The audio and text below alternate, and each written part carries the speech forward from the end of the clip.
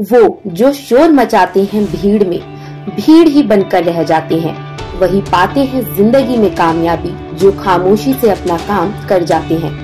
इसी कड़ी में नोएडा स्थित मारवा स्टूडियो में 3 दिवसीय 10वें ग्लोबल लिटरेरी फेस्टिवल नोएडा 2024 के तीसरे दिन के दूसरे सत्र में 7वें अटल बिहारी वाजपेयी नेशनल अवार्ड सम्मान का समारोह आयोजन किया गया। द्वीप प्रज्वलन और गणेश वंदना के साथ कार्यक्रम की शुरुआत की गई। कार्यक्रम में doctor Sandeep Marwah, festival president and chancellor, art university of media and arts, Shri Tirath Singh Rawat, former chief minister of Uttarakhand मौजूद रहे। कार्यक्रम में बुके भेंटकर अतिथिगण का स्वागत किया गया। Doctor Sandeep Marwah, festival president and chancellor, art university of media and arts ने सभी लोगों का शुक्रिया किया और कहा, देश के जाने माने लोगों को उनके काम की वजह से अटल बिहारी वाजपेयी अवार्ड से सम्मानित किया जाएगा। ये अवार्ड आर्ट कल्चर को आगे बढ़ाने के लिए राष्ट्र में दिया जाता है। साथ ही Shri Tirath Singh Rawat, former chief minister of Uttarakhand ने कहा, कला और संस्कृति के क्षेत्र में बेहतरीन काम करने वाले लोगों को ये अवार्ड दिया जाता है। कार्यक्रम में art school of journalism and mass communication students द्वारा न्यूज़लेटर का अतिथिगण द्वारा पोस्टर लॉन्च किया गया। बता दें कि कला और संस्कृति को बढ़ावा देने के लिए देश में बेहतरीन काम करने वालों को 7वां अटल बिहारी वाजपेयी नेशनल अवार्ड दिया गया है, जिसमें पद्मश्री रीता गंगुली, एक निपुण नर्तकी, संगीतकार और गायिका, पंडित राम कुमार मिश्रा, प्रसिद्ध तबला वादक doctor Arvind Alok, chairman BMDC doctor Mustafa Raza, vichitra veena वादक डॉक्टर भूपेश चंद्र लिटिल, प्रसिद्ध फोटोग्राफर प्रोफेसर पूरन चंद्र टंडन, लेखक तपन दास, प्रसिद्ध painter Varunesh Sharma, senior anchor and YouTuber जैसे देश के लोकप्रिय और प्रमुख लोगों को पुरस्कार देकर सम्मानित किया गया। साथ ही सभी पुरस्कार विजेताओं ने बेहद गरिमामयी तरीके से अपने मन की बात कही। कार्यक्रम में उपस्थित अतिथिगण को डॉक्टर संदीप मारवा द्वारा फेस्टिवल मोमेंटो देकर सम्मानित किया गया। साथ ही कार्यक्रम के समापन में सुशील भारती फेस्टिवल डायरेक्टर द्वारा सभी अतिथिगण और स्टूडेंट्स का धन्यवाद ज्ञापन किया गया। आज मारवा स्टूडियो में माननीय संदीप मारवा जी, जो इसके डायरेक्टर हैं, संचालक हैं,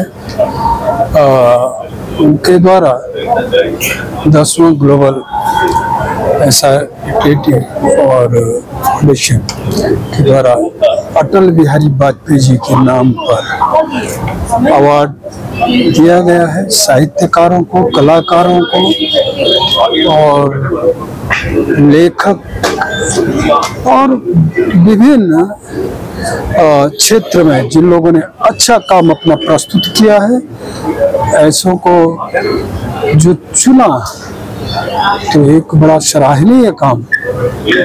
और दूसरा, जिस तरह ये कैंपस मारवा साहब ने तैयार करके विभिन्न क्षेत्रों में एक से विभूतियाँ भेजी है, फिल्म इंडस्ट्री में हो, साहित्य के क्षेत्र में हो, तो ये अपने आप में एक ऐतिहासिक, और इसको देखते हुए लगता है मारवा साहब जो यहाँ भारतीय संस्कृति को भी उजागर करते हुए और उसका प्रस्तुतिकरण, और इससे एक सब लोगों को सीख मिलता है। और बहुत सारे लोगों को ने मंच दिया, तो एक हमारे पास विभूतियाँ, लेकिन उनको मंच मिलने की आवश्यकता है, वो मंच वो देते हैं। सबसे पहले तो मैं इस बात के लिए बहुत बहुत शुक्रगुजार हूँ कि मुझे इस लायक समझा गया, और चूंकि अटल बिहारी वाजपेयी जी के नाम पर ये अवार्ड होता है और इसकी इम्पोर्टेंस बहुत ज़्यादा है, तो definitely it's a pleasure for me, it's an honour for me. बहुत ही अच्छा लगा ऐसे सुधी लोगों के बीच में खड़े होना और एक अवार्ड पाना अपने आप में एक गर्व की बात होती है। संदीप सर के लिए क्या कुछ कहना चाहिए? संदीप सर ऑब्वियसली बहुत ज़्यादा डेडिकेटेड हैं और बहुत ही बड़े एंटरप्रेन्योर हैं। उन्होंने जिस तरह से लोगों को यहाँ पर एक साथ लेकर के इतना बड़ा आयोजन किया और इतने ज़्यादा हायर लेवल पे स्टडीज जो चला रहे हैं, वो एक बहुत ही इम्पोर्टेंट बात है, बहुत ही बड़ी बात है। इसको शब्दों में कहना बहुत मुश्किल है। बहुत अच्छा लग रहा है। मैं यहाँ महाराज स्टूडियो में और भी पहले आ चुका हूँ, मेरे पर्सनल इंटरव्यूज के लिए भी। अटल बिहारी वाजपेयी नेशनल अवार्ड हुआ और मुझे अवार्ड दिया गया है। जब एक कलाकार को उसके सारे जीवन के काम के लिए इस तरह का सम्मान मिलता है तो दो बातें होती है। एक तो लगता है कि हाँ, जिस रास्ते पे चल रहे हैं इतने सालों से वो सही है, और दूसरा ये हमें बहुत मनोबल मिलता है कि हम और आगे इस पे काम करते रहे। मैंने अभी अपने जीवन के 60 साल पूरे कर लिए, जिसमें से 50 वर्ष जाता है सिर्फ इस म्यूजिक को। मैं तबला फील्ड से हूँ, बनारस घराने से हूँ, तो इस फील्ड को जाता है। तो वो 50 साल की जो हमारी मेहनत होती है उसके लिए इस तरह के जो सम्मान और ऐसे जगह से सम्मान जहाँ पे भी लोग कला को और साहित्य को समझते हैं, ऐसे जगह से अगर ये सम्मान आता है तो उसकी खुशी और सभी सम्मानों से बहुत ज्यादा होती है। बहुत खुशी है कि हमें ये सम्मान दिया गया, और भी आगे हम चाहेंगे कि और हम इसमें काम करते रहे, क्योंकि हमें बहुत प्रोत्साहन मिलता है ऐसे सम्मानों से। क्योंकि अब इतने 50 सालों की यात्रा के बाद हमें लगता है कि आप संगीत की थोड़ी समझ होने लगी है। मुझे बड़ी खुशी है कि अभी हम लोगों ने इसी वक्त Atal Bihari Vajpayee national award for promotion of art and culture खत्म किया है। देश भर से 10 ऐसे लोगों को सम्मानित किया गया है जिन लोगों ने देश में आर्ट और कल्चर के प्रति जिनकी सिर्फ रुचि ही नहीं बल्कि एक उन्होंने ऐसा मकाम हासिल किया है जिसके लिए एशियन एकेडमी ऑफ आर्ट्स मजबूर हुआ है उनको ये राष्ट्रीय और अंतर्राष्ट्रीय अवार्ड देने के लिए। मुझे खुशी है कि हमारा एक संपर्क रहा है आदरणीय भूतपूर्व प्रधानमंत्री अटल बिहारी वाजपेयी जी के साथ। मैं तो उन्हें बचपन से देखता चला रहा हूं। हमारी खान मार्केट की कॉन्स्टिट्यूएंसी जो सेंट्रल दिल्ली पड़ती थी उसके वो मेंबर पार्लियामेंट थे और उन्हें मैं वहां पर अक्सर आता जाता देखा करता था।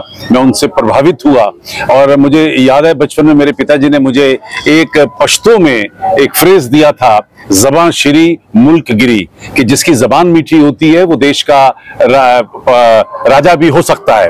और मैंने बहुत खोजा तो मुझे अटल बिहारी वाजपेयी साहब उस पूरे एग्जाम्पल, उसके लिए पूरा एक एग्जाम्पल बन के सामने आए कि वो शख्स जो सिर्फ एक थैला लेकर पॉलिटिक्स में जिन्होंने एंटर किया और थैला लेके वो यहाँ से चले गए और उन्होंने 3 दफा देश के प्रधानमंत्री बने, तो उनके पास था क्या? उनके पास थी एक खूबसूरत जबान।